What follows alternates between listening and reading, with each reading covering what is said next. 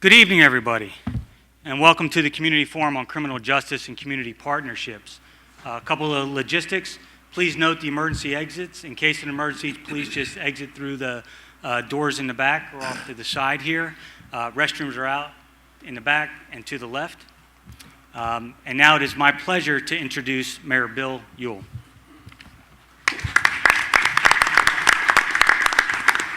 Well, thank you, Chief, and good evening to everyone, and thanks for coming out on such a beautiful, warm evening. You know, you should be out on your patios barbecuing or something like that, but nonetheless, we're here tonight for a very, very important cause, and let me just introduce a couple of my colleagues from the city manager, from the City Council who are present with us this evening. We have Vice Mayor Allison Silverberg, Councilmember Tim Levine, and got Councilman Justin Wilson in the back. We have Acting City Manager Mark Jinks, Deputy City Manager Deborah Collins. Of course, these folks up front will be introduced in a few moments. Let's see, Vice Chair of the School Board, Tim. Chris Lewis just walked in. And if there are others, raise your hand. I see former Vice Mayor Bill Cleveland as well. I think he just walked in. This is, since the events that took place in Ferguson, Missouri a few months ago, this is a topic of discussion that myself as the mayor and with the police department and other leaders in the community, we've been talking about planning a community event and some type of a forum, and this will be one of many. This is just not an event that we're doing tonight, and that's it. I'm committed to, as the mayor, in terms of working with the entire community to address topics of race relations, police-community relations, human rights and civil rights and all of those things. It's important that the dialogue continues, and so this is just the first of many forums events that will be taking place throughout the city. We've gotten some emails from folks that said, hey, why in Old Town, why not in the West End? You know what? We'll have these events everywhere. They will be in collaboration, partnership, both with the mayor's office, with the nonprofits, business community, neighborhood civic associations, faith-based organizations, and we've already had at least 2 community events discussions on these very topics already, leading up to, going back rather, even a few weeks ago. So it's important that we reflect in terms of what happened and what is happening across our nation, actually around the world, but more importantly, more particularly, what's happening here in the city of Alexandria, our home. Alexandria, as a lifelong resident, someone that was born and raised here, like you'll hear from our Chief Earl Cook, we've gone through an awful lot, and I can say and testify the fact that things are much better today than they were 64 years ago, than they were even 5 years ago, but yet opportunities to do a better job is at hand, and that's what this is all about. I've always said that we should be proactive and not reactive, and when I talk about proactive, I'm talking about that just amongst ourselves in terms of race relations and human relations should be an ongoing discussion. It shouldn't be something that evolves because an incident or an accident or something took place and then people want to get together to talk. You know what? Let's talk. And part of our problem is that when we talk, we're not talking to each other, we're talking at each other. And that's the difference. But yet, the opportunity is there for us tonight and moving forward to reflect on how we can strengthen public trust, how we can foster and enhance relationships, and more importantly, because I think this is really what we all want, we have it now, we're a very safe community, we have a high quality of life, but we also want to be talking about how we can promote effective crime reduction in our neighborhoods and our communities. Having said that, and I also want to make mention of the fact that we're blessed in Alexandria, and we should be, and we're a proud community, a proud city in terms of all of our accomplishments. Other cities and towns can't say, with all truthfulness, that their police department represents. Is a representation, rather, of the demographics of their population. We can say that in Alexandria. We can say that in Alexandria that our leadership, whether political or those in the senior administrative staff, also are reflective of the demographics and the diversity in our community. And that's important. if you go back to Ferguson, and believe me, I don't mean actually go there, but just in mindset, go back in time when that incident happened, everything that could have gone wrong did go wrong. Was it predictable? Of course it was predictable. It was just like a ticking bomb waiting to happen. Subsequent to Ferguson, as the mayor, I've been involved in conversations not only with the White House, but with the U.S. Conference of Mayors, which I'm very active in their organization. As a matter of fact, we have a mid-year conference here in Washington that started this afternoon. I'm actually should have been over there tonight at an event, but it goes all day tomorrow, Thursday and Friday, and on Friday we're spending from noon till 6 o'clock at the White House with the Vice President and the President. And our agenda and topics covers a whole spectrum, but a lot of focus and attention is on communities, it's on policing, it's on race relations and human relations and all those things. That's what's important to us as mayors. And so, we've been dialoguing and talking about, how can we prevent such incidents or incidents from happening in our own cities and towns.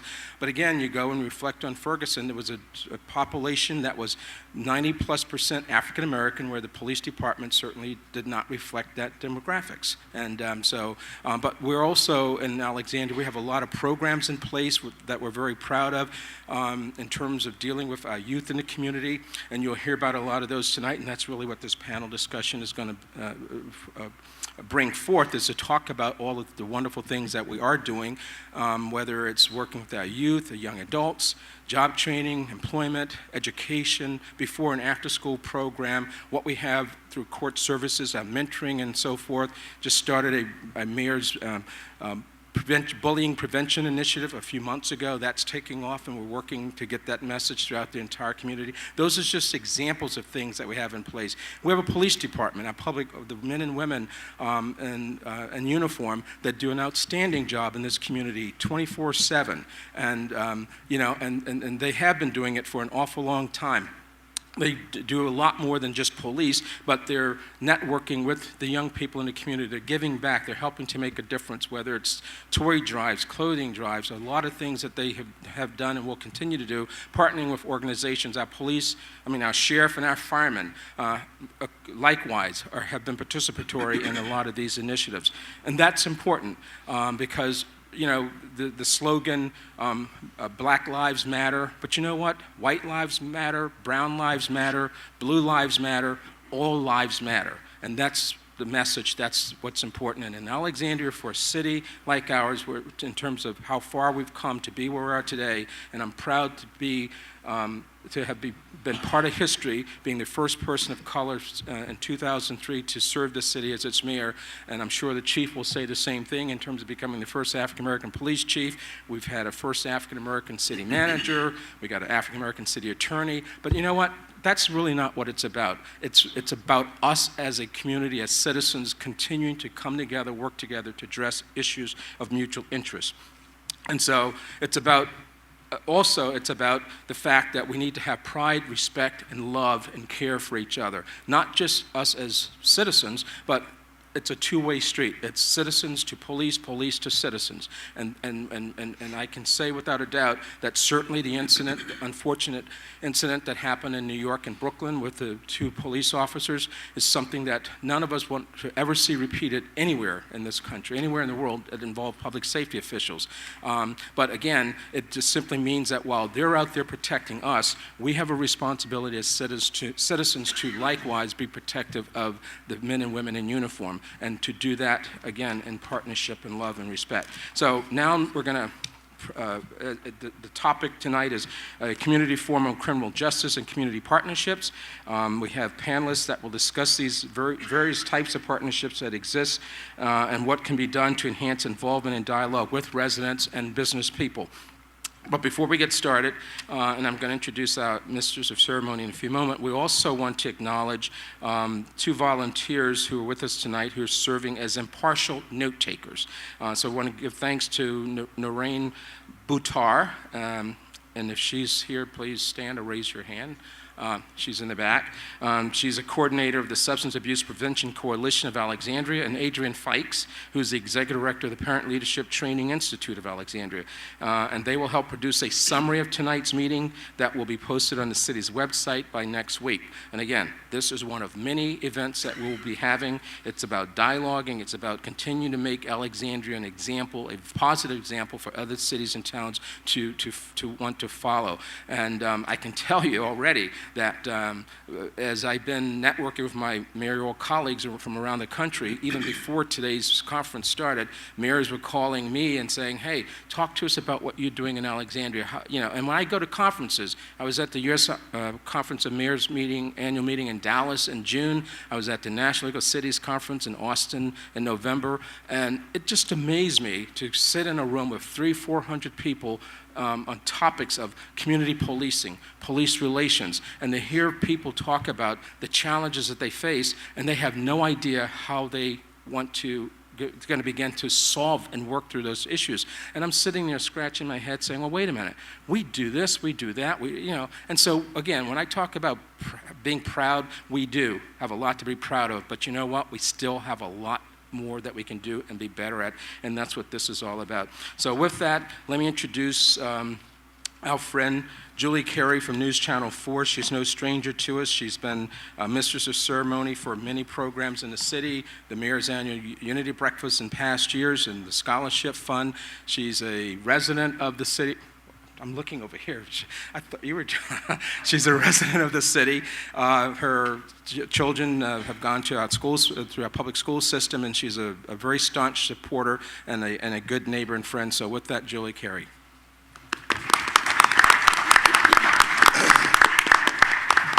Well, it's a real pleasure to serve as your moderator here tonight. I consider this all a warm-up act for the State of the Union address later on tonight. So we're so glad you're here. My husband and I moved to Alexandria back in 1992 with a commitment to stay for 3 years. Somehow 3 years has become 23 years. So as you can see, we have grown very fond of this city. Through my job as a Northern Virginia reporter for NBC4, I, of course, crossed paths frequently with law enforcement. But after living in Alexandria for more than 2 decades, my family, too, has had plenty of interactions with law enforcement. I remember that time when my then 16-year-old daughter had her very fresh driver's license in her hand and was promptly pulled over for speeding on Russell Road, in a school zone, no less. I don't know who the officer was that day, but I would like to thank them for taking her foot off the pedal a little bit. We've had a theft from our home before and turned to the Alexandria Police Department for help.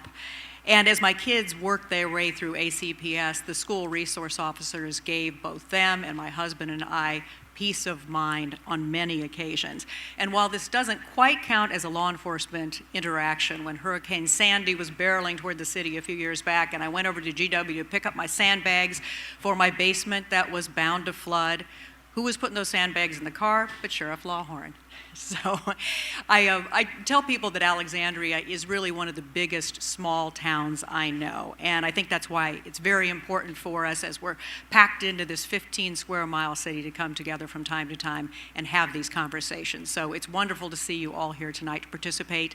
And I want to introduce our panelists now. They're the people we'll all be engaging with in this conversation tonight.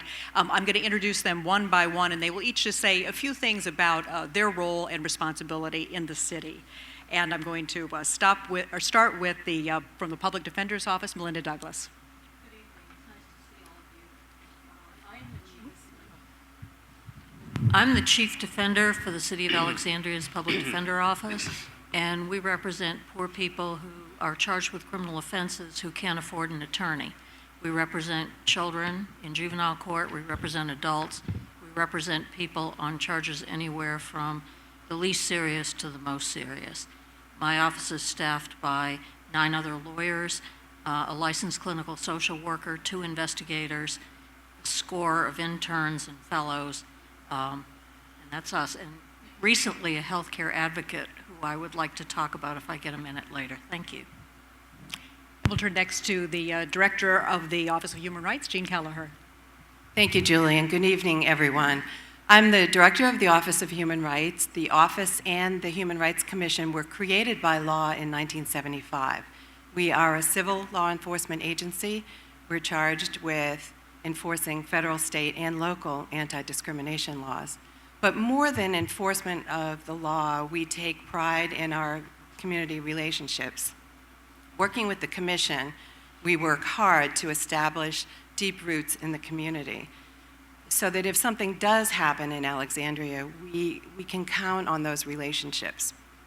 We just celebrated Martin Luther King Jr.'s birthday yesterday, and in his letter from the Birmingham jail, he talked about the inescapable network of mutuality, and that's what we have and that's what we need to maintain in the city of Alexandria.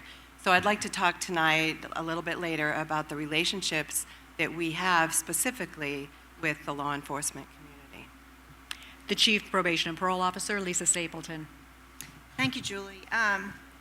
As Julie said, my name is Lisa Stapleton, and I'm the Chief Probation Officer here in the city of Alexandria. I actually work for the Virginia Department of Corrections, and we're one of 43 probation districts across the state who supervise adult individuals convicted of felonies. I've been a probation officer since here in Alexandria since 1992, and for the last 7 years I've been the chief. We have 12 probation officers who supervise at any given time about 450 to 500 criminal offenders, and we probably receive about 43 clients each month coming from either directly from court, coming from the Alexandria or other local jail, or from Virginia's prisons. And so we're tasked with the job of monitoring their behavior to make sure they're complying with court orders, and that our biggest job is to try and promote behavioral change so that they won't commit crimes in the future. Our goal is always long-term public safety, and we do that in a variety of ways that I'll be talking about later on. But I wanted to just quickly take the opportunity to say that most people don't really know what we do, what probation officers do. And some think that we're like police officers, some think that we're like social workers, and really the truth is we are the perfect combination of both. And there are times when we have to put both hats on and do our job. And sometimes it means resorting to arrest when public safety is in jeopardy, or non-compliance with conditions of supervision is chronic. But one of the things that you need to know is that we can't do our job without the community. We rely on networks of support for our clients in order to collaborate with them, in order to lead them towards success.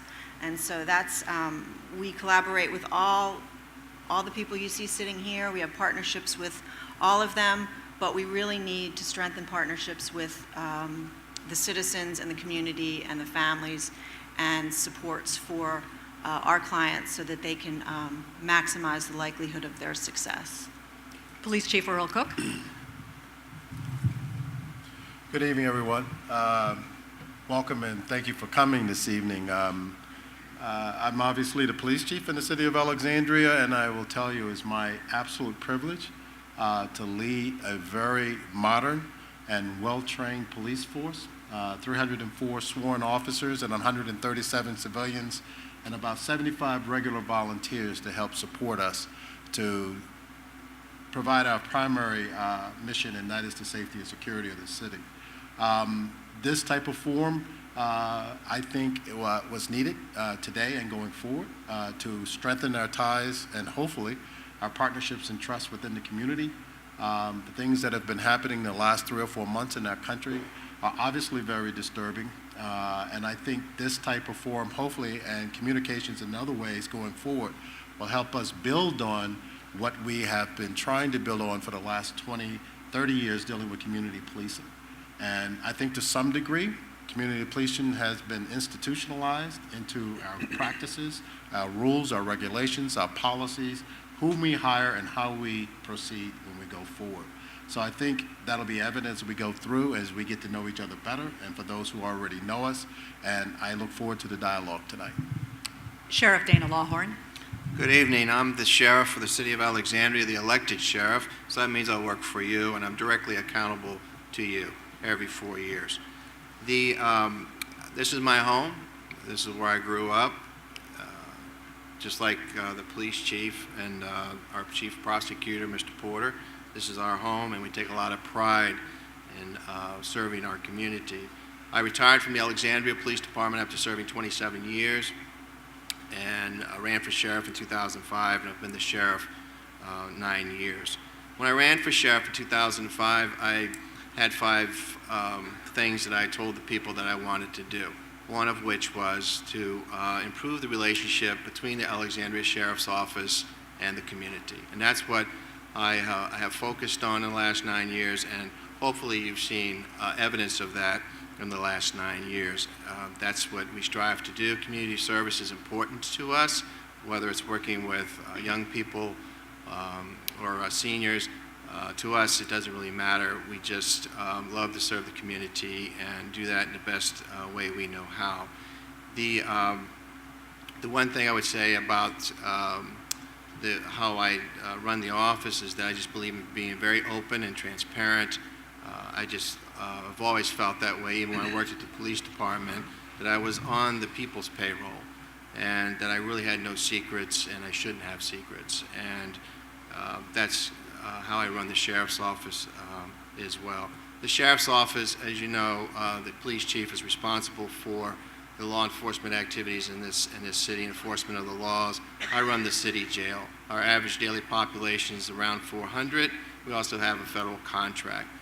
The sheriff is also responsible for overseeing the courthouse operations, the courthouse on King Street, the Alexandria courthouse, not the federal courthouse.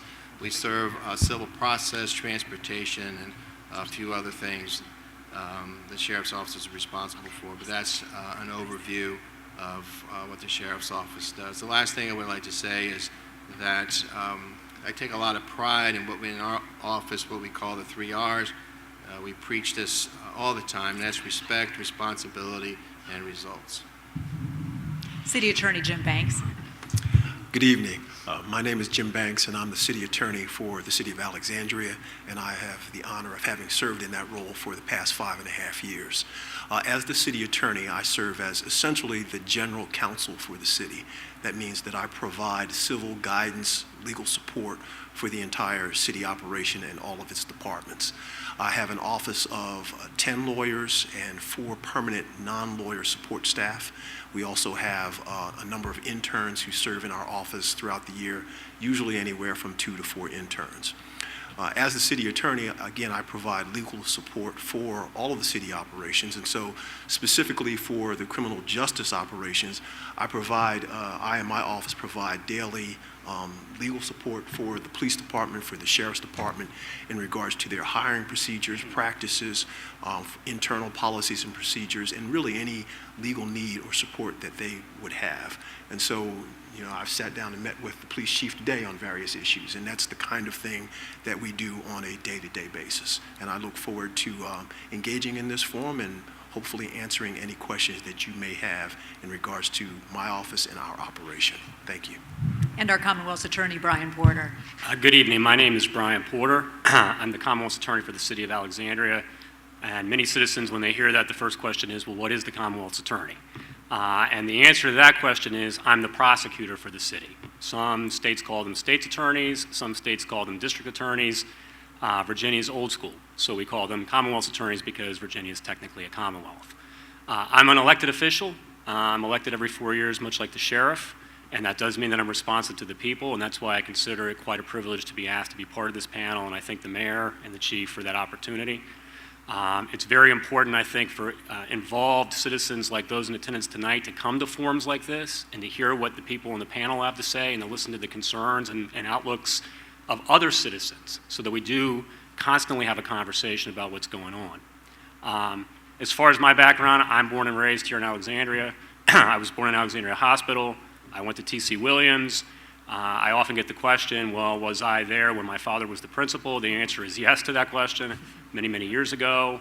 I have lived in the city almost my entire life. I have been in the prosecutor's office for 14 years. I've prosecuted everything from DUIs to homicides. And I was elected for the first time a year and a half ago, basically, November of 2013, when my predecessor, Randy Single, decided to retire. So I've been in office for a little over a year. My office is tasked with prosecuting basically every kind of criminal offense you can conceive of. As I stated, we've got prosecutors that do DUIs and driving on suspendeds, through robberies, sexual assaults, narcotics offenses, all the way up to homicides and serious felonious assaults. And I look forward to hearing the insights and the questions that you have later on. Thank you for your opportunity to speak to you. I want to recognize a few more council members who have joined us. Councilman John Chapman, Paul Smedberg, and Del Pepper are with us too. Welcome to you all. You can see this agenda up here. That is a guideline. We really want all of you to drive the conversation tonight. And, you know, as the mayor acknowledged and the chief acknowledged, there has been a national conversation going on about policing. What we hope to do here is to talk about that in a more local way, to keep this conversation local, even though certainly some of those issues might come up. I mean, the goal here tonight is to get all of your questions answered, but I will say, if you're here with a question that is very personal, very specific, we'd also like to give you the option of, I'd like to refer you to one of two people in the room. Crystal Nosal is here, Deputy Chief Huckler is there. If you could defer those, if they're just very specific questions that might not, it's not a broader issue for the group to consider, see them at the end of the meeting and they will connect you immediately with somebody who can answer that question. There are also two ways for you to ask questions, although some of this will just be a give and take, I think, tonight. But if you have questions, you can see the microphones positioned here, or the microphones can be brought to you if you don't want to walk up to the front. And lastly, if you want to write a question down, we'll be collecting those, and then I will pose those questions to the panelists. And we do have a drop-dead time tonight of 8:30, so while we want to talk and dig into a lot of these issues, we want everybody to be able to get home to see the president speak tonight as well. So I want to start looking first at the community partnerships, and I want to tap into you directly right now. How do you all think community partnerships are working in this city? Where are they working well? What can be done to improve them? Do we have any thoughts there right now about that?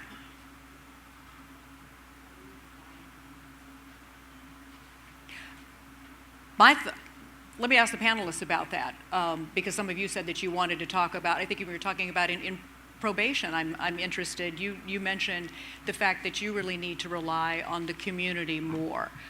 What do you see as the way that the community partners with the probation office?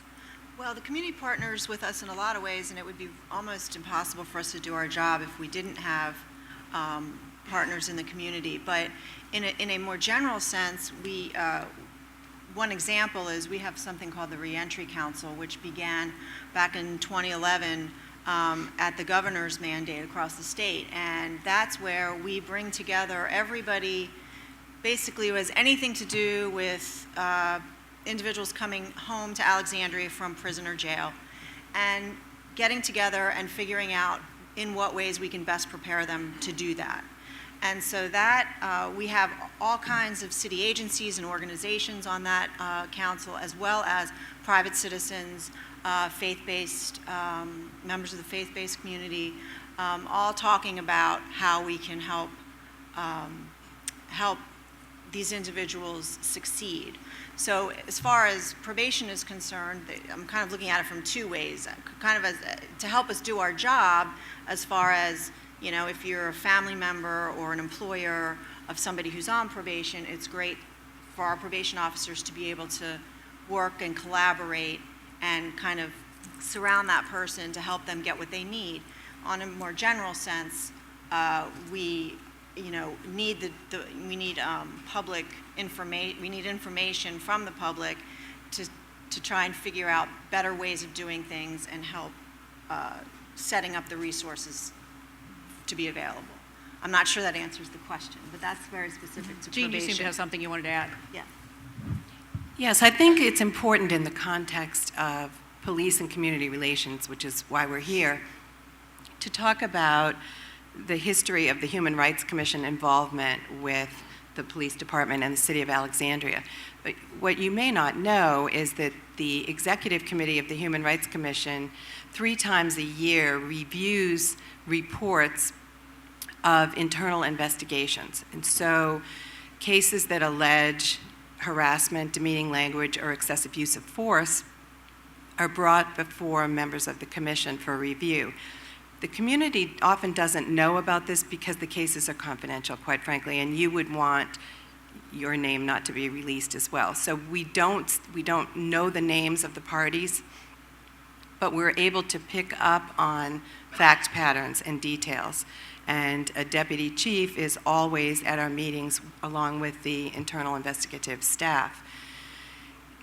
I think it's crucial to know this because the commission, the Human Rights Commission, serves in effect as a citizen review board. They are volunteers who serve the community. They're experts in many ways in their own fields of endeavor. And they're a body of individuals who are trusted, who can be relied on and contacted immediately if there's an issue that comes up. And so if there are any so-called high-profile cases, any police-involved shootings, anything involving a hate crime, or even use of tasers, all of that is brought before the Human Rights Commission for review. And I was using the word partnership when I was, posing the question to you. Maybe relationship is the better way to ask you. I mean, how is law enforcement doing in its relationship with the city? Where have improvements been made? Where would you like to see changes? Any thoughts about that from our audience? Do you want to come up to a mic?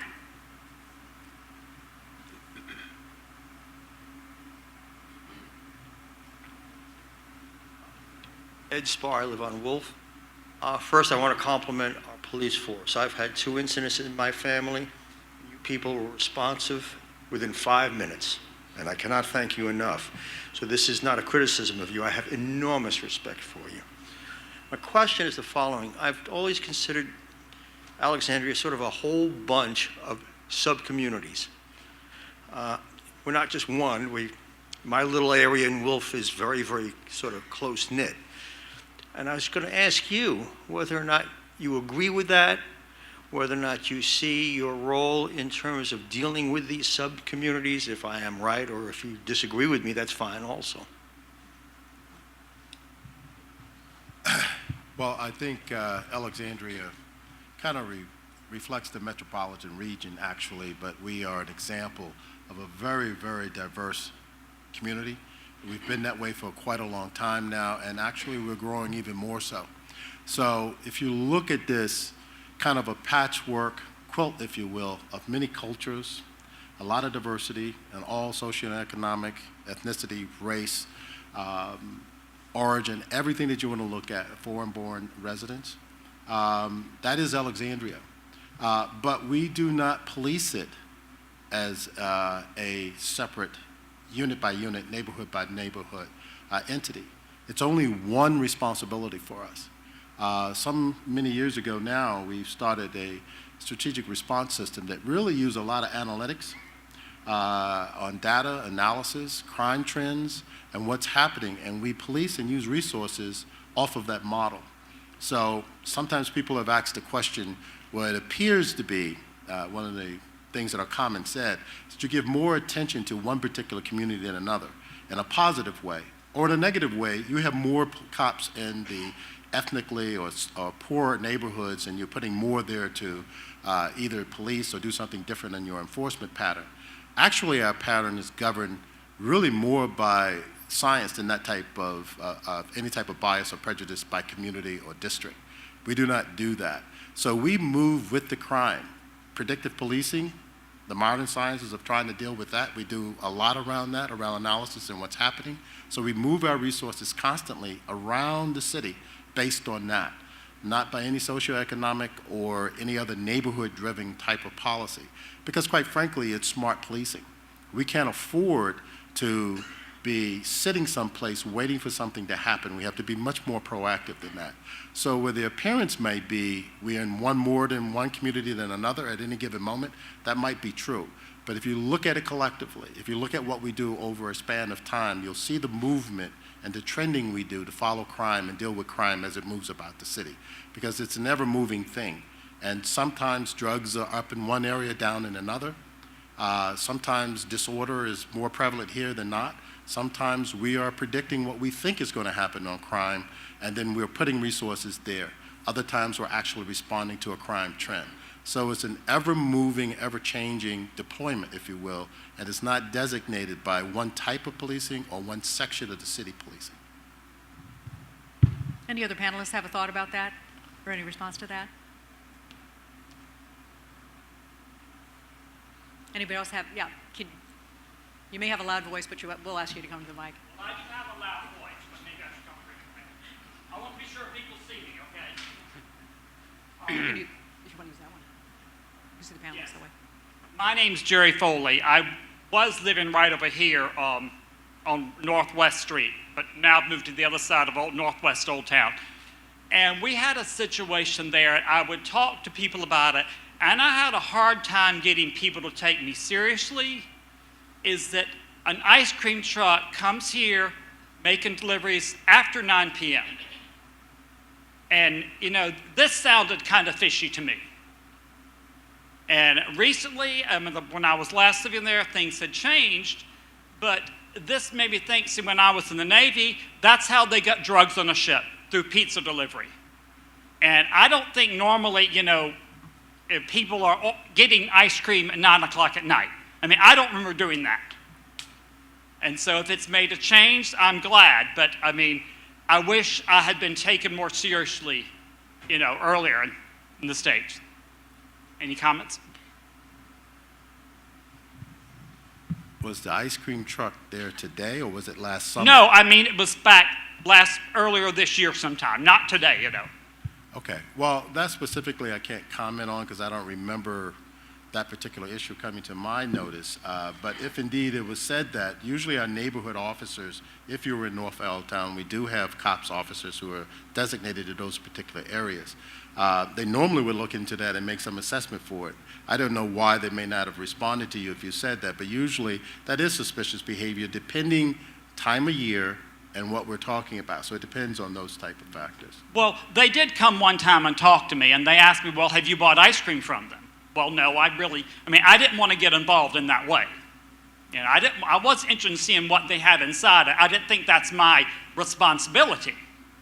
Well, if you want to know the outcome of that, perhaps I could find that answer for you. Crystal, who's right behind you, can take your name and we'll look at that. And if you leave a contact, we'll get back to you and follow up with you.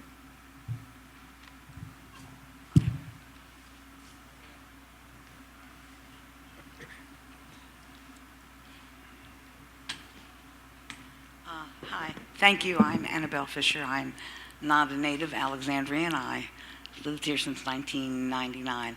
I want to follow up on the gentleman who spoke before this gentleman and the mayor's comments about being I've lived in other cities. I was born and raised in Baltimore and grew up with a lot of different stuff and things that happened there. But I think there's a misperception here when you asked about partnerships, community, what have you, that other cities call the mayor and say, well, this is a small town. This is a small provincial town. And it is a city of different neighborhoods. So I would throw out to all of you on the panel, and, well, no, not the mayor. I already know how he feels. And I think you don't have a perfect place here. Perfectionism is a setup for failure. However, because Alexandria is divided up by different neighborhoods, different classes, different races, renters, I'm a renter, different socioeconomic levels, and you want a partnership with the community, how would you all, or some of you, want to reach out to those of us who don't live in Old Town, who are not maybe as outspoken or will speak out, and get different folks involved in this small town that at times lives in denial. You have problems, you have crime problems, but you don't have major problems here. So you can't compare Alexandria to DC, Baltimore, Boston, San Francisco, Seattle. And so when you talk about partnerships and you talk about community, and that's why I asked, how are you defining that? This is a small town. How do you do outreach to get more of the community involved who may feel threatened, who may not be here legally or illegally, and who may be of course, for me, the biggest thing has always been renters, because we are overlooked all the time. And I thank the police chief. He knows how I feel, and the sheriff. We have police who live in my apartment building, and I'm always rooting for them to get more money and more salary. So what would you all do? How would you do it? How would you work with other community people in Alexandria to get them involved, and so that they are heard, not just listened to, but they are heard? Thank you. I would have to echo what the police chief said, which was, I think the question had a lot to do with, even though the city seems to have different neighborhoods, it doesn't change how we do business. So part A of the question is, it doesn't change how we do business. I mean, we treat everybody, with the same dignity and respect, no matter where you live. The second point, which Annabelle, I think is a fairly good one, which is the West End, as you know, is we try, and all I can say is we try,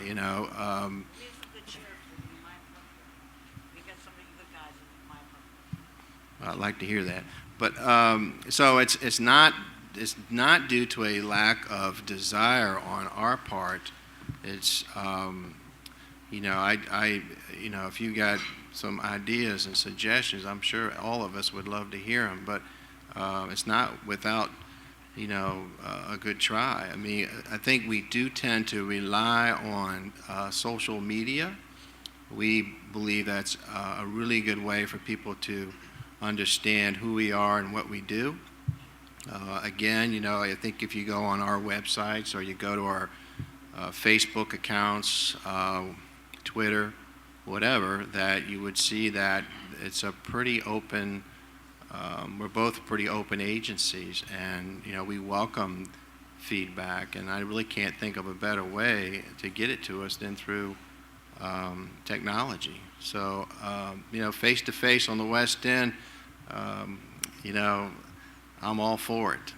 We try to engage the West End as much as we can, so I'm open to your suggestions on that. Earl, did you want to say? I would agree. It is always difficult because trying to reach such a diverse community, you have to come up with more inventive ways. And Annabelle, I think you're right. Some of the community is not as trusting to come out and talk to the police directly. What I would invite and hopefully reinvigorate is people participating in their neighborhood civic associations and business groups, if you're part of that, because we have a pretty extensive system. We liaison with almost 90 organizations in the city, and I know the sheriff has people also attending these type of things, and so there is a police representative at these organizations every single month. And the city is kind of divided up into many of these associations that cover both the West End, the central part of the city, and downtown. So if you want to be proactive in your community, if you can, if you have the mobility, if you go to any of these meetings, you can be a part of it to interact with that. We work very closely also with ACPS and the school system. Many of the events that happen with the school in the evening with the parents and other events, I also have staff there to interact with those things that are going on in that community. And so we do reach out to them, and that covers a good part of our population that do have school-age children because they have a chance to interact with law enforcement through those events also. We have a Citizens Academy. We invite everybody from all over the city. We try and be very diverse in what we're doing and inviting people to come and be a part of it, to understand what their police force do. That's a great opportunity for people to be heard and listen for 10 weeks. We'll hear you within 10 weeks. And so if you'll be a part of it, we're inviting you. So there's a lot of outreach things we do to try and do that and also connect.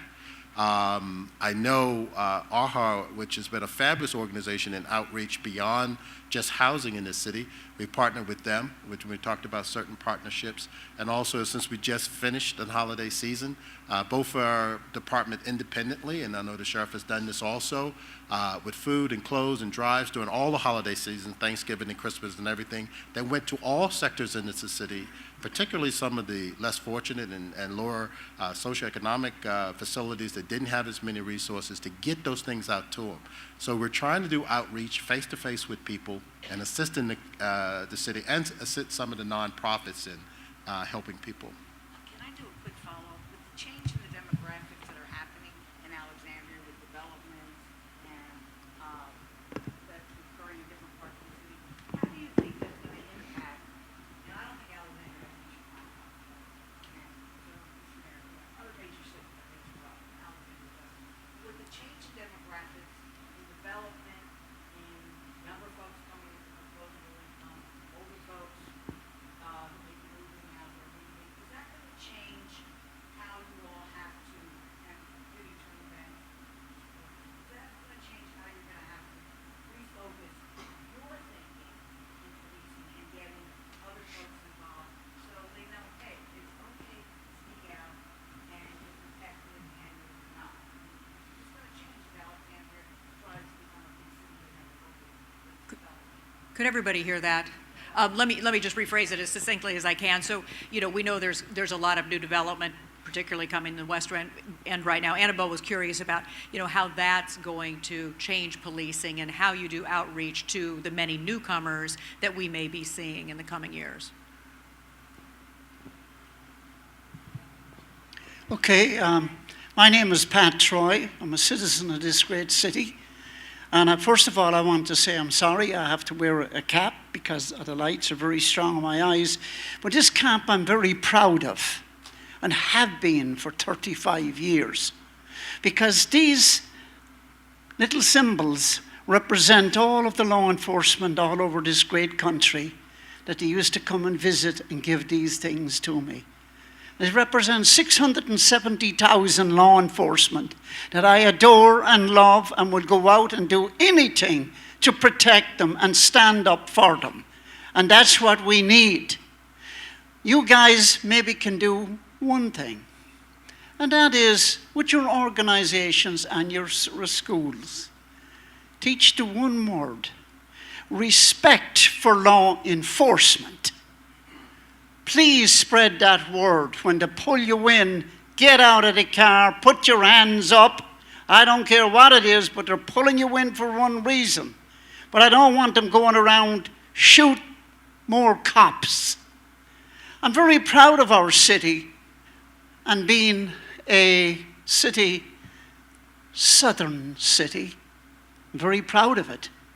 I'm very proud of all the achievements that has been done in this city. Why is this meeting? What has happened that has made us get together to do this? Nothing. Problems all over this country with different people and whatever they're doing. What has happened in our city? Our law enforcement. Now we're supposed to put on television cameras on them. For what? I don't want to see what they're doing. I respect them. If you don't have respect for our law enforcement, what has gone on in the last X amount of years here? Have we had killings, murders, robberies, all kinds of stuff? In the 60s, I worked in Washington, and I'll never forget them rights. I had to go out and buy a 38 snub nose. I was scared to death. I was an insurance man.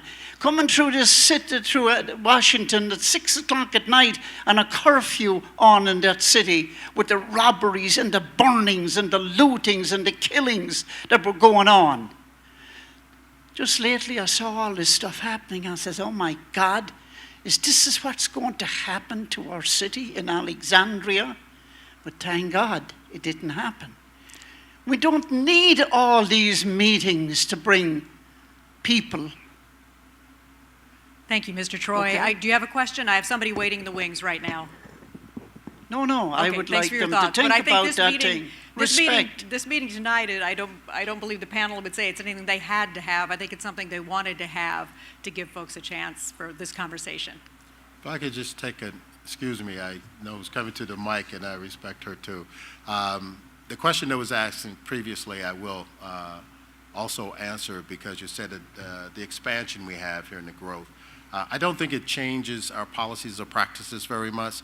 What it does is it creates a greater challenge. because when we get new people speaking new languages and of greater numbers, then we need to assess our need for that. And I think Jane could tell me, well, there's a lot of policies and things in place to accommodate that expansion when we get new people and new groups coming into the city at larger numbers, and you have to engage with that community.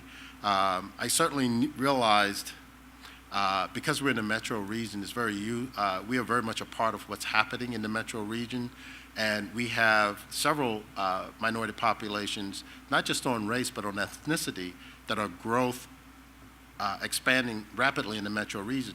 So what happens in that city matters, because if something should happen with any of these groups and they feel that somehow they've been disrespected or somehow misused or abused, then actually all of their community comes to bear in that city. It's not just maybe 1,000 Earl cooks in this city, because in the metro region, there may be 20,000 Earl cooks who will come into your city and try and deal with that issue if they think that. So very practically speaking, everybody should have an equal voice, and we have to expand our outreach as much as we can to include all of those groups. And so we're constantly working at that. But I think our policies are in place to accommodate it. It's just that it's a challenge to expand ourselves and make sure we're reaching out to those groups. And Mr. Banks, you had a follow-up to that. And then I did. I just wanted to give a bit of an observation as a follow-up to the comments that both the police chief and the sheriff have just made. And from my perspective, I see both of their particular operations engaged in community outreach on a regular and ongoing basis. Just to follow up on what they've said, but one of the things that both of their departments do that is probably not as visible and transparent to the general public, and I won't go into a lot of the details, but I think I can at least mention a bit of it, and that is when there are incidents involving police-involved shootings and other particular incidents at the jail, both departments have consulted me, and I know that they are extremely proactive in reaching out to those people who have been involved and to their families in a way that you will not see in very many communities. In my 27 years of practicing law, I've been involved in city government in the city of Richmond and also represented a number of other cities in various capacities. And I can tell you that in most places, the police department and the sheriff's department do not reach out to the families the way that our departments do. Our police chief personally will contact families and speak to families whose family members have been involved with various police incidents, and the very same thing with the sheriff's department. And that level of community involvement, engagement, and reach does not happen very often. And frankly, I would submit to you that if that did happen on a more regular basis in other communities, perhaps you would not see the kinds of things that you saw in Ferguson. There's a good reason why you don't see those things happening here. Annabelle was correct in the sense that we don't have a lot of those incidents, but to the extent that we do have any similar related kinds of incidents, we approach them in a very different way. And I think that that has led to a great deal of success that you've seen in our community. And Ms. Keller, you had a thought too. Yes, Jim, thank you. And this requires vigilance. This is not something new for us. And communities that are safe and healthy get it right. The city, the greater city government, is committed to community engagement and to reaching communities that are underserved. And we have policies, as Chief Cook mentioned, to implement the requirements, quite frankly, of federal law. Title VI requires, of the Civil Rights Act, requires that programs and activities of the city be accessible. So the Human Rights Office is determined to keep track of fairness and accessibility issues. We are complaint-driven, but as I mentioned earlier, we also work proactively in the community, and I think that's why you see the health of the city, in addition to the active, more visible policing. Ma'am, thanks for your patience. Okay, I'm Joyce Rollins, and I don't know if it's a question, comment, or what, but I'll just say it. My concern is because in this city we have so many top officials that have grown up and were reared in this city. And as they reach retirement age and moving out of these kinds of positions, are we doing enough to set that tone with the next group of rank officials that's coming up and may qualify for these positions to lead this city forward? We have a luxury here in knowing first names of many of our officials. Some of them have children that have gone to school with many of the children. So that's a luxury. And so I would want us to really look at how we are bringing up the rank and file under them so they will have that same kind of rigorous but compassion with carrying out their duties. And I just want to say that the city also is not only concerned, and I'm not doing this to get any feathers in my cap or anything, but it's not just concerned, the sheriff's office is not just concerned about locking them up. We have a sheriff's department that looks at the individual, what they're going to do when they get out. Are they going to be contributing citizens? Are they going to be productive? There's a culinary arts program. There's a GED program. There's a sober living program. And these are the kinds of things that you may not have in other cities. And they're not spoken about enough. But that's what we have, I think, in this city, is the ability to be innovative. And not to say we don't have some problems. We have some problems. We had a couple of shootings, more than a couple of shootings in this city involving police. But we have to still come together and move into looking at new people coming in. They might not have that same compassion, but they may qualify for these positions. So those are some things that we really have to take a good long look at as we move forward. We have a luxury. We really know our officials. Okay, that's all I have to say. Ma'am, I think your points are really well taken, and it is a concern. But I think that there have been so many good things that have been happening as a result of statewide agendas and local agendas in order to demonstrate the belief system and the values that are core to Alexandria as what the mayor refers to as a caring community. And I think that this lady's observations dealing with the jail are a good example. I think another example is the work that's being done with the CSB and the probation office. Working as the public defender, a key part of my practice is working with offenders. And that's people who come into jail under a variety of circumstances. Many of those people are mentally ill. And theirs are the most tragic cases of all because being in jail can make those people decompensate rather quickly. So sometimes you can have people who, while in a mental health crisis, end up being brought to the jail. There's a tremendous effort made to try to divert those people to treatment if they can be safely managed in the community. And that, I think, speaks highly of Alexandria, that you don't have people sitting in jail for long periods of time, wasting away or being sent to state hospitals when they don't need to be. And we have a crisis intervention team that the police department, the sheriff's department, all of these people, the CSB, are all highly involved in. So there's so much interagency cooperation that I think the citizens need to know about. And we're concerned about people from the time they come into the system until the time that they're getting ready to have their cases resolved. And, you know, it's issues that come up at bond where we can use community support and interagency support to come up with creative alternatives for the people that can be safely managed in the community, and then diverting offenders from criminal lifestyles when they get out of jail. And it does rely on community support in terms of giving people opportunities at jobs, giving people housing, giving people life skills. And Lisa is really riding herd on a huge agenda in terms of reentry. And so I think that we have built, are building, and continue to build a culture of caring about all the people and having compassion in the way you deal with people, which was, I think, the speaker's concern.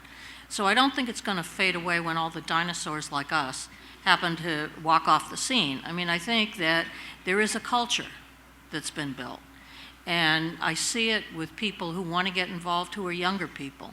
I see it in managers of various departments who want to explain to their staff and train their staff in that different culture. You know, I was a lawyer in places where it was a lot more hostile than the city of Alexandria. And I can tell you that it really is different here. The relationship that we have with the police department, with the sheriff's department, with every agency, with the judges, with the community services board, so many different agencies that want the right result, that I think it's something very positive to be said about the city. And because I might not get a chance to plug this later, I do have a healthcare advocate who's sitting right there in the blue shirt who is happy to work with any uninsured person in the city who wants to explore getting health insurance. So she'll work with people to help them get affordable health care, and she will work with identifying various programs which they can access. And I just hope that that will be spread through the community. Ma'am, that's a community message. I don't know how to reach everybody. I don't know how to reach people in those apartment buildings that you're talking about. The only people I can reach are the people who say, come to me, you know, and getting the word out. And the way you get the word out is what we've tried to do, which is approach the schools, the teachers. The police department's on board, working with people that are in the jail. I mean, getting the word out through community meetings and every agency we can think of, probation, local probation, all these different agencies, but that's our way in, is through the contacts that various agencies have. I don't know how you bring the word directly to individuals, but if you know, come tell me. I want to do a brief follow-up to Joyce's question, probably directed to the chief, but how many of our, well, the chief and the sheriff, how many of our law enforcement officials are homegrown right now? Do you have a sense of that? And then what are you doing to, you know, try to recruit and encourage Alexandrians to fill the positions and rise up the chain? Well, I'll go first.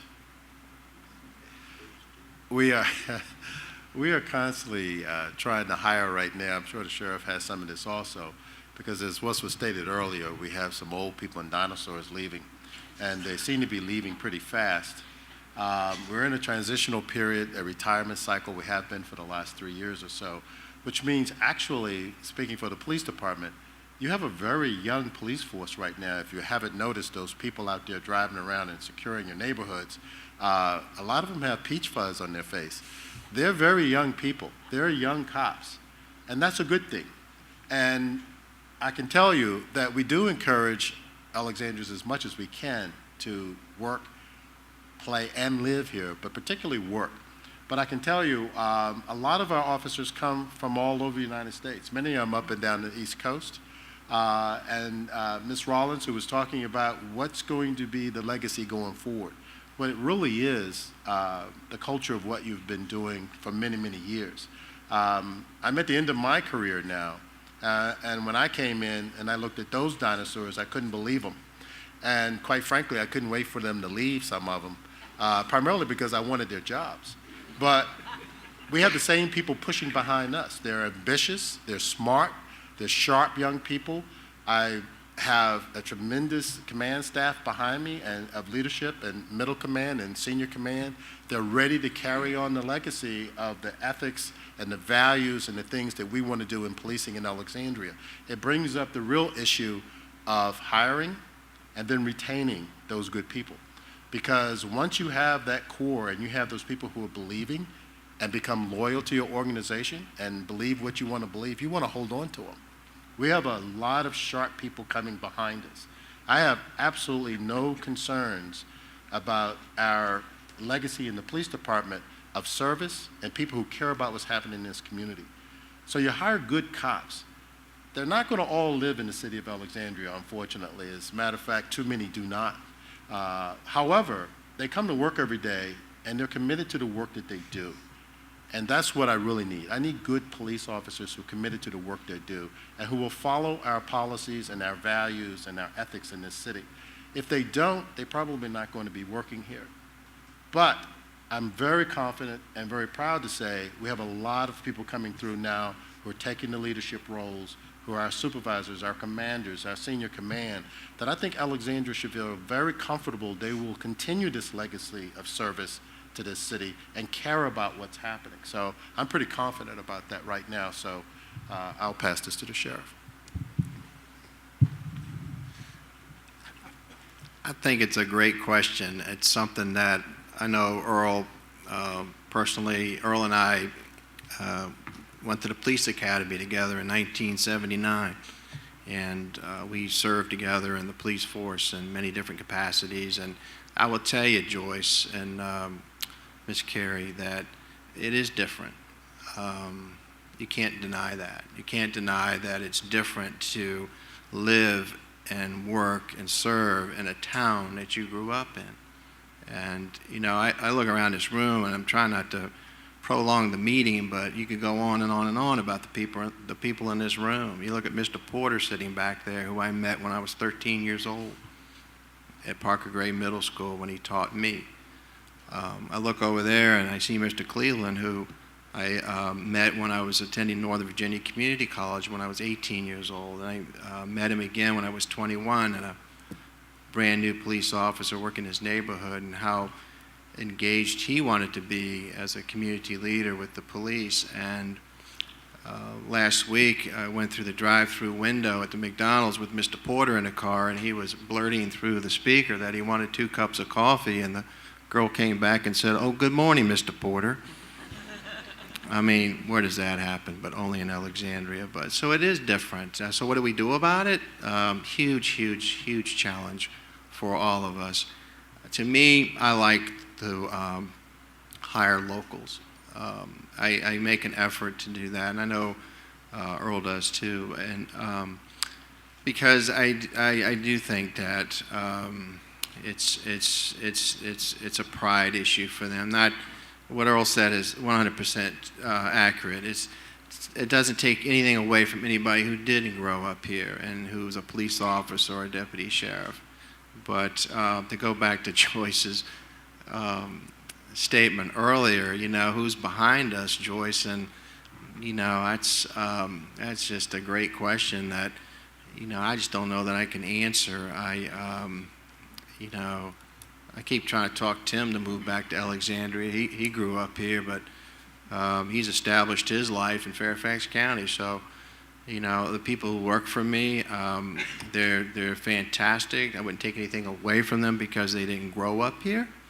But to go back to Joyce's point is, you know, what do you do about that? It's I'm always looking for that person that grew up here, and a lot of times, even if they grew up here but they don't currently live here, you know, I still think it's a special to have them work for us. So it's not that I'm not aware of it, I don't try, it's just the odds are kind of against us. I think citywide, 5% of the city employees live here. Or is it more than that? 11? Okay, sorry. I lowballed it, 11%. And so I think that would be reflective of our agency. So it's not out of a want, you know, it's just a tough hurdle. So are you announcing your candidacy for sheriff, Julie? No, I'm not. I want to get to a few more questions. Let's take about the next 10 more minutes and see if we can get the lightning round here, because at the very end, we do want to reserve maybe the last 10 minutes to do sort of a look ahead and to share some thoughts about, you know, what you've heard tonight, suggestions you have based on the answers you've gotten, and I want to hear from the panelists about, you know, the feedback they've gotten from you and how they might act on it. So fire away. Good evening. My name is Kevin Glover. I'm the local chapter president of Theta Rho Lambda of Alpha Phi Alpha Fraternity Incorporated. We service both Arlington County and the city of Alexandria. Kind of to piggyback off of a few questions I've heard, I know you've all given some answers. A lot of people, myself included, aren't native to Alexandria. You know, me being from Augusta, Georgia, where it is easy for me to pick up the phone and call somebody, you know, like, hey, what do you all need or how can we help? But I have a membership within my chapter where we're all scattered around the region. The reason why I'm here, I actually live in the city, but I also have members that live in Fairfax County, Prince William, and all over the metropolitan area that want to assist and help with whatever type of initiatives that the city needs. And the question that I've been getting a lot of is, well, how can we help the city? I heard you all say, you know, neighborhood associations and things of that nature, but I don't have a lot of people that actually live here. But we do a lot of work here as far as our fraternity programs are concerned. So I guess my main question is, what type of programs or initiatives do you all currently have that you would need assistance from a community organization such as Alpha Phi Alpha Fraternity, where we have a multitude of brothers across the area but can all converge in one location, whether they live here or not? I'll be glad to take this. If you are offering your assistance, I very much would like you, and you can use the police department as a model, but the other agencies also have some of this. But volunteers are the lifeblood of some of the things that we need right now. I have Mike Mackey, our new director over at Youth Services, here in the audience, and I would immediately, I know Mike's looking at you and licking his chops when he heard you say that, because we have some great mentoring programs that are in need of help and assistance. I know some of my officers try to mentor and be a part of the mentoring program. Many of them, as the sheriff was just saying, unfortunately do not live in the city. It's hard to be in mentoring programs when you have tentacles in your own communities all over the region, and to stay here and mentor when you're not there. So we try and do it as much as we can, but not nearly as much as we would like. So if your organization would really contact our volunteer coordinator, we have a lot of things we can have you to do that reconnects with the community, both with the mentoring programs that are external to the school system, in the school system, and the things we do with the community. We would very much involve you and engage you in what we're doing to reach out to the rest of these organizations in the city. I would just also love to get your information as well, because we're always looking for people to work to help us in the reentry council that I mentioned earlier. There's all kinds of, we have work groups there that focus on employment, housing, family support, mentoring, adult mentoring. So I can see a lot of opportunities there as well. So I'd love to get your name. Thank you. Next question. Good evening. Tim Vanderwell from the West End, resident. Just first, thank you all for your service as public servants. My question is, assuming kind of a hypothetical situation, an embarrassing or potentially embarrassing incident happens for the police force, what is the obligation of the city, the current obligation for transparency?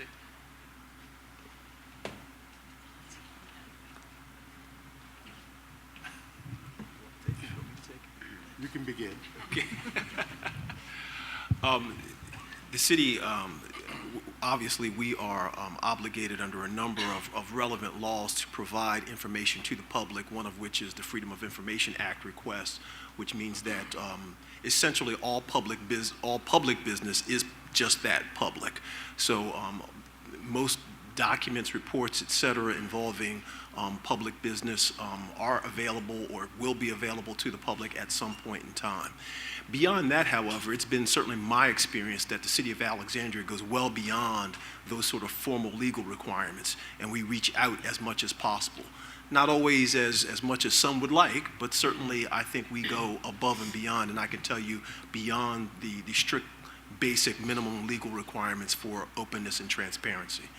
As I indicated earlier, if your hypothetical included incidents involving the police and the sheriff's department, it has certainly been my experience that not only when it comes to specific incidents involving their deputies or officers at the highest level, including the sheriff and the police chief themselves, they personally reach out and involve themselves in talking to, explaining to the community, explaining to the members of the families involved what has happened, as much of the incident that can be explained given certain, prosecution stances, et cetera. But they very actively reach out and try to be as open and transparent as is possible. Yeah, I would agree with that. I try to be as transparent as possible within the confines of the law, and when something happens in my agency, we put it out. I think it's very important that we initiate that. We put it out. We don't wait to get asked. We do a press release on it, and then you'll see me talking about it. If the TV cameras want to show up, I'll talk to them. I'll tell them what happened, and that usually works best for us. So again, if people have questions or concerns about what we're doing, my feeling is ask. And if you have a more specific or have a finer point question, check in with Crystal Nosal or Deputy Chief Huckler afterwards if you want to take that question even farther. Next question. My name is Phyllis Turner Lawrence. I've been living here since 1998. I'm currently a substitute teacher for ACPS, but I want to speak to something that everybody's kind of addressing, the need for dialogue. I've been involved with a process called restorative justice, or using restorative practices that look at what are the needs of the people who are hurt, what are the needs of the people who did the harm, what are the needs of the general community.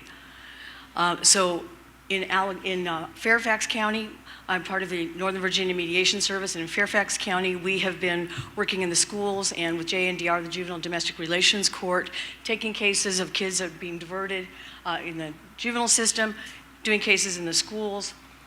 I ran the Prince William program where what I called the double whammy. You would have students who were both suspended and were in the juvenile justice system, so they were getting it on both ends, but where we could bring together the people who were victimized, the people who did the offense, and facilitate dialogue between them with preparation. That ranged from the minors kinds of juvenile cases, but the same kind of thing is being done around the country, around the world, in cases even of severe violence. When you talk about the Human Rights Commission, the same thing. People are harmed, people are hurt, people have questions. Police community interaction. People want to be heard. That's been mentioned a number of times. At the minimum, that's such a human need. And they want to know, hopefully things will then be resolved in their favor, but at least if not, that they were heard and that their experience was validated. So I'd really like to encourage all of you, including Mr. Mackey, to look further at restorative practices and the Northern Virginia Mediation Service. I'm not a staff person, but I'm a volunteer, but we've always been wanting to get more involved in Alexandria. So I hope I'll have some opportunity to do something with that very, very soon. Thank you. Any last questions? Oh, I'm sorry, go ahead. I just wanted to follow up on that point because I think that the opportunity to be heard is so crucial. It cuts across criminal matters and civil matters. The Human Rights Commission affords that opportunity. We do alternative dispute resolution to resolve disputes.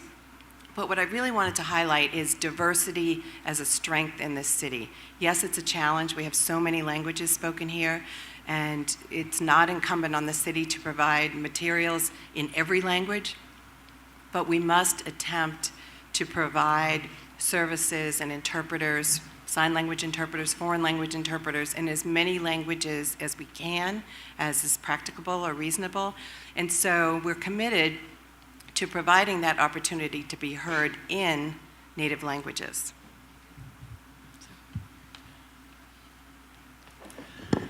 My name is Keith Calhoun. I've been in Alexandria for about 17 years, so I'm still considered a newbie. I want to address the gentleman that spoke earlier that was a staunch supporter of the police. Don't get me wrong, I'm a supporter of the police also. But the way, especially young black men nowadays, or minorities nowadays are approaching has something to do with how they have interacted with the police. I came of age in Oakland in the 60s, so you could imagine what was going on there. I have been stopped before myself and asked, how many times have you been arrested? And when I say, I've never been arrested, you get this, oh? They're shocked, like they can't believe it. I'm a young black man, I've never been in jail. So I respect him for his support of the police. I support the police also. But the interaction of young men with the police taints how they react. Alexandria is an exception. It's an exception to the rule of how young men are treated in this society. If it was different, we wouldn't have the Fergusons or the New York Cities and things of this sort. So I just think that everybody should take that into account of when the interaction with the police and young black men. I believe there's a lot of times, more times than not, you know, police have a hard job, and when they stop somebody, especially a carload of young men, they're scared. They have a right to be a lot of times, but that taints the way they interact with them also. So everybody needs to take a step back and take a breath and just try and realize that everybody you're stopping is not a bad guy, and the public, young men, need to realize that every police officer that's stopping them is not a bad guy, and try to go from there. Thank you. Let's try to squeeze in 2 more questions here and then turn the conversation to some of your feedback. Good evening, everyone. My name is LaDonna Sanders. I'm a native Alexandria as well. I also serve currently right now as the president of the Alexandria chapter of the NAACP. I have a comment and a question. I wish that there were some individuals in the room who have actually been stopped by the police, because the individuals who come and talk to me talk about their experience in Alexandria not in the manner in which that is being talked about today. I have nephews who talk about the police stopping them on the side of the street, just walking, asking for ID, not in a friendly manner, not, hey, how you doing? Just, hey, come here, let me see your ID. I wish that there were people in the audience. I'm glad that we're having this conversation, but I feel like the audience is not representative of the people who are profiled in this city, the people who live in low-income housing, who are policed differently. This summer, the NAACP spent an extensive amount of time over in Jefferson Village. We have received a couple calls about how the police were in the neighborhood.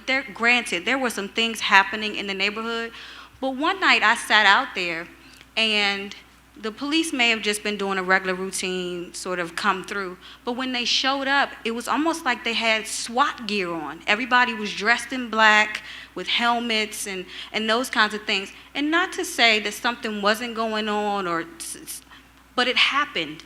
And it was the effect on their appearance in the community dressed in that manner was drastic for the children that were out there and for some of the adults that were out there. There's a long-standing history in minority communities about how their communities are being policed. And I think we're not having the conversation because people aren't here.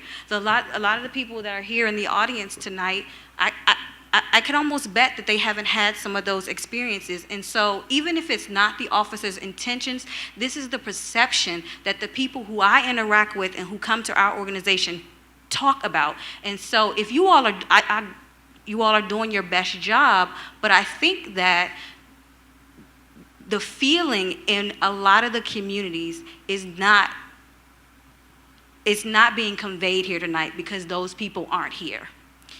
My second question was to Mr. Porter. If you could talk a little bit more about your office and the diversity that you all have in your office. One of the things that I think that our legal redress person from the NAACP has talked with you about is the lack of diversity or limited amount of diversity of employees in your office. Can you talk about your recruitment, how you all do what it is that you do, and how it is that you're making decisions? Because there's a lot of individuals who come to your office. Sure. So I think our office actually is diverse in many manners. I think it's over half women. We have 3 members of our Latino community who speak Spanish fluently who work in my office. We have members of our LGBTQ community. But it is true currently, I do not have an African American employee working in my office. I would say that that is not a symbol of my dedication to the situation, okay? First of all, I truly believe, as Ms. Kelleher said earlier tonight, that diversity is very important, particularly in the criminal justice system. Because in order for people who have traditionally felt set aside by the criminal justice system, it's very important for them to see themselves represented in the system. And that's why it is a pleasure to sit on a panel with members of African American communities who are in positions of authority in the city, like the mayor, Chief Cook, and Mr. Banks here. So the first issue with us hiring is when I hire, I don't ask for the racial or ethnic background of the applicants themselves for attorney positions. But that's not enough. That's not an excuse. Okay? I did hire an African American last year. She worked in our office until December. She decided to move on to another opportunity. Unfortunately, I don't have an opening in my office right now. If I did, she would be an absolute strong candidate for that position. What we've done traditionally is we've often hired law clerks for attorney positions, and they're kind of a farm team for us. And indeed, I think out of my attorney staff, about 2/3 of those attorneys at one point or another, including myself, intern in the office as law students. And because I take this issue seriously, just in the past couple of weeks, we have reached out to the Black Law Students Association at Georgetown, at GW, at American, and we've also reached out to Howard University, and I'm happy to say that we have 2 applicants, I believe, from Howard University Law School who have applied to be interns in my office. So I think that your concerns are heard. I agree that it is an issue of concern for me.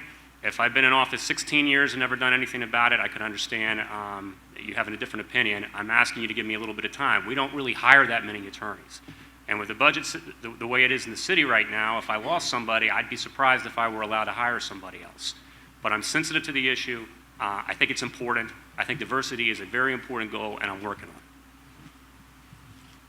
it. If I may very quickly just follow up on what LaDonna was asking about. I agree with you. I don't think enough people in the audience tonight that we deal somewhat in other parts of the community are here represented tonight, and I expect I would get probably somewhat of a different conversation if I had more people in mass from the other minority communities sitting here. And so I'm not laboring on the idea that because no one's here tonight that everything is perfect, not at all. And to the mayor's point earlier, we designed this to do further outreach because you can't reach all people in one shot, whether it's the West End, Old Town, middle of the city. We have to move about in order to get our population where we want them. So I anticipate having other dialogues with those groups, targeting those areas where they're more likely to come to have this conversation because I think it's needed. Also, one of the areas that we are planning to do this, and all of my partners are welcome to join us particularly, is getting to our ACPS community and the young people that are involved there, and not just young African Americans, but all of those young people who interact with us all the time, because I do realize there's a distinct difference between what is real policing and perception of what is real policing. So we intend to go forward and have other forums and set up things that may be more conducive to people coming so that we can reach more people. And if I could just follow up real quickly, LaDonna, I know that you have already reached out to probably all of us on this panel at one time or another, and what I would do is simply encourage you to continue to do that. And when you do have those contacts with those voices that are not represented here tonight, continue to funnel them to us. Because one of the things that I do believe, I know it's true for me and for my colleagues here, is that we try to listen. You know, we really try to hear what's going on. We try to hear what the problems are, and we really do try to take action. And I can assure you that if you bring something like that to my attention, that it will not go unaddressed. And I would dare say I speak for the rest of my colleagues here when I say that. Let's do this last question, and then just, you know, we're creeping up very quickly on 8:30. But if there are any of you that have specific suggestions based on what you've heard on steps forward, takeaways from this, if you want to line up at the mics, I mean, I think we're looking for, you know, some pretty quick recommendations, but if you do have something that you feel strongly you want to express in that fashion as we look at what we're going to move forward with and some takeaways, you know, please queue up. Go ahead, thanks. Hi, my name is Chris Lewis. I live on the West End. I'm on the Alexandria City School Board. Never had a questionable stop with the Alexandria Police. Very fortunate. I would echo the respect and appreciation that folks have mentioned about the police department before. I've had questionable stops in other places. And so I know in the school system, I don't know a lot about police practices. That's why I'm up here to ask the question. In the school system, we look at some of our educational practices because we know that while they may be colorblind in theory, bias can creep in. So when the chief talks about strategic response models and following where crime is, and there's a lot of critiques out there when in the news that bias can creep into those, even though they're colorblind. How do you approach dealing with that? How can we trust that they're being applied in a way that doesn't allow for bias? Because, like I said, I've had good experiences with Alexandria Police, but when I watch, the shootings on the news, it frightens me. I could be that guy in the toy store holding a toy and getting shot. So how do you deal with that? Well, we don't have a surefire method to eliminate all bias in any one person. Our job starts at the very beginning, trying to hire those people who has already demonstrated somewhere in their life, as far as we know, a lack of bias in how they are going about their life.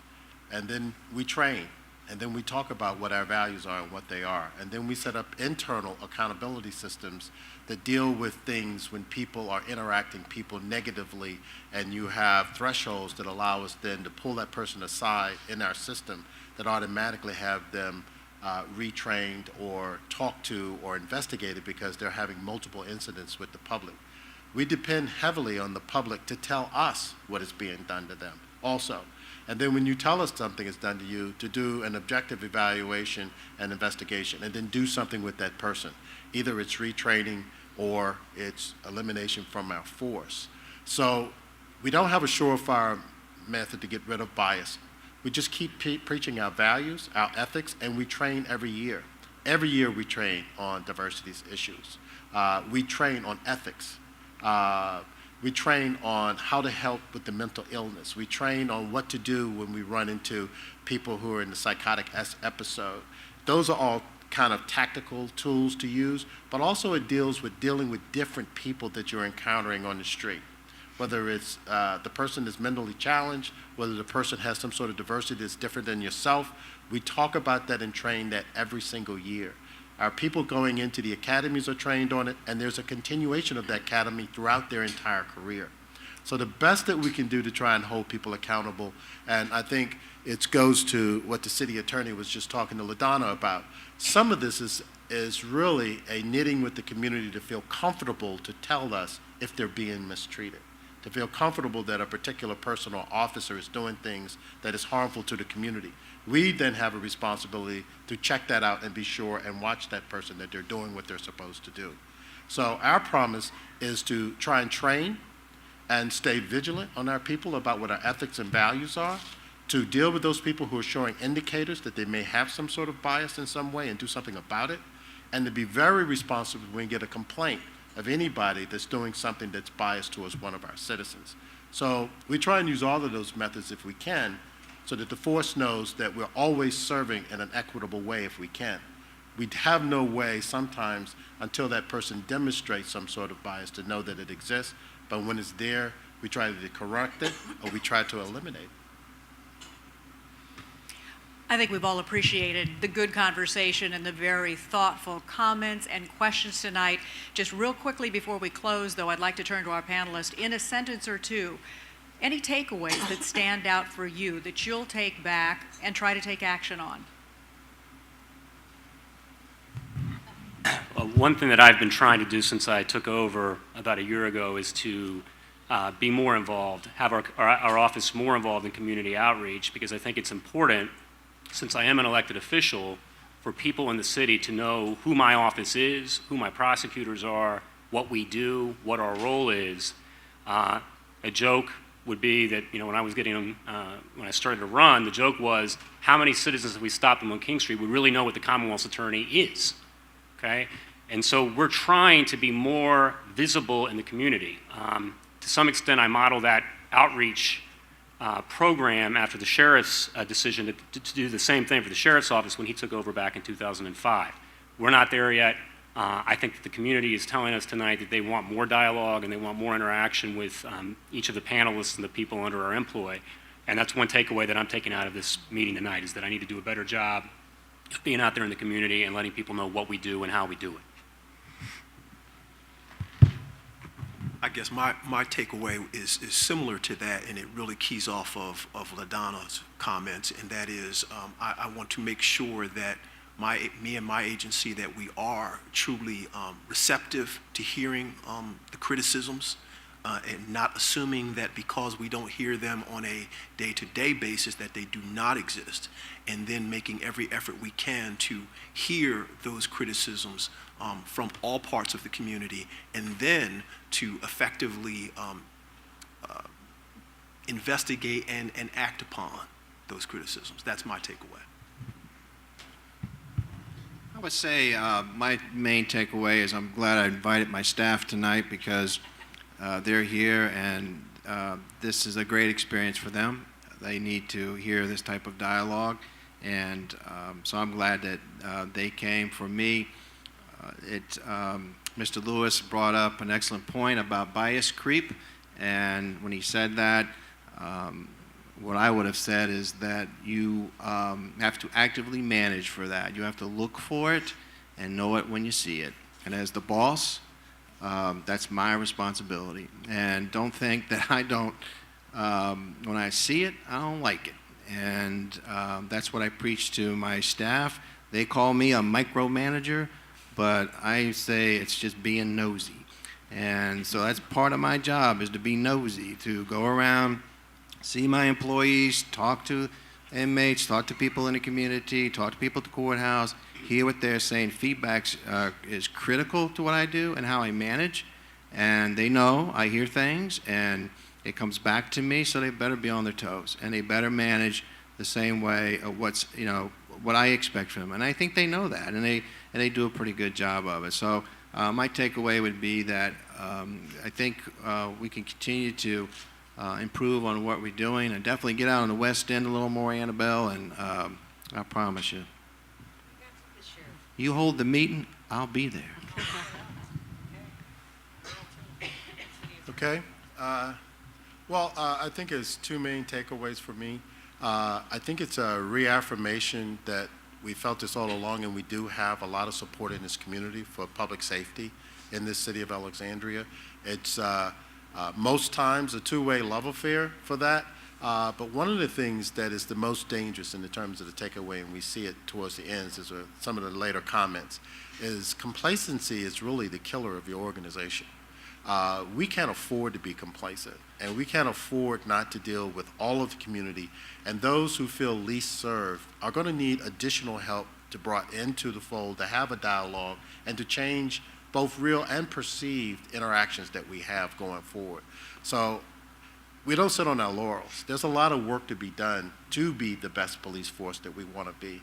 So for my takeaway is to continue with persevering to make sure we reach out legitimately to people and hear them and talk to them and encourage them to be a part of some of the policy issues and other things that's going forward.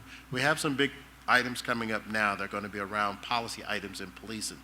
That'll have to include some of these community partners, and I consider a lot of organizations here our partners. So we won't sit on that needle of complacency about what we need to do. We'll push forward with those meetings and that communication. We need to do something more than what we're doing right now. Much like the chief, I had a lot of takeaway from this meeting. I do feel as though we could do a better job connecting with the community and and kind of educating the community about what it is that we do. We really do rely heavily on you guys to help us with our job, and so what I'm thinking is that we'll start, perhaps either myself or some of my staff will start looking at some of the citizens associations and seeing if we can't get invited to some of those meetings, because I think that would go a long way to having greater visibility in the community.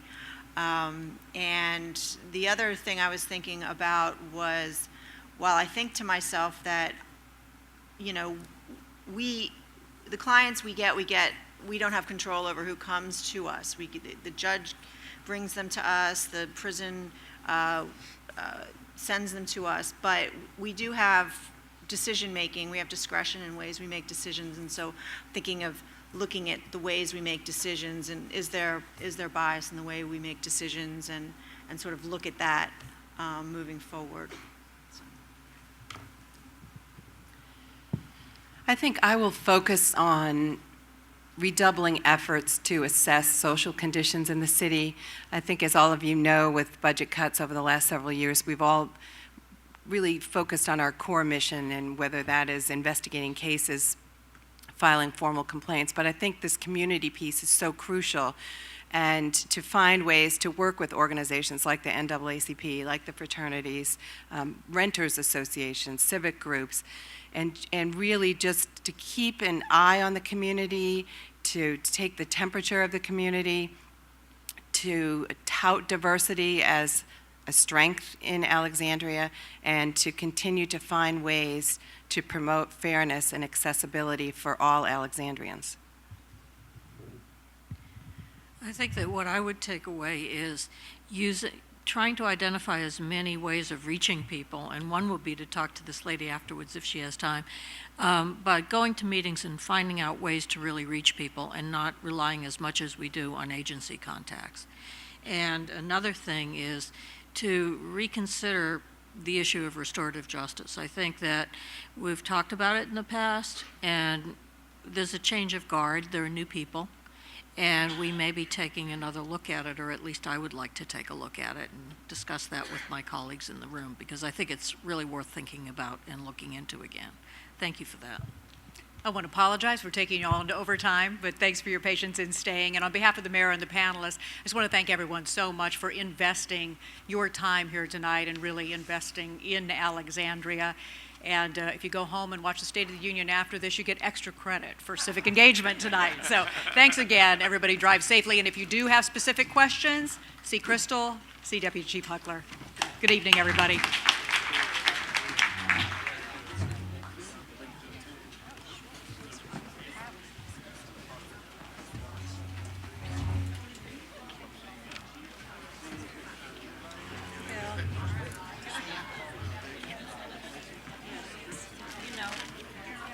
Great.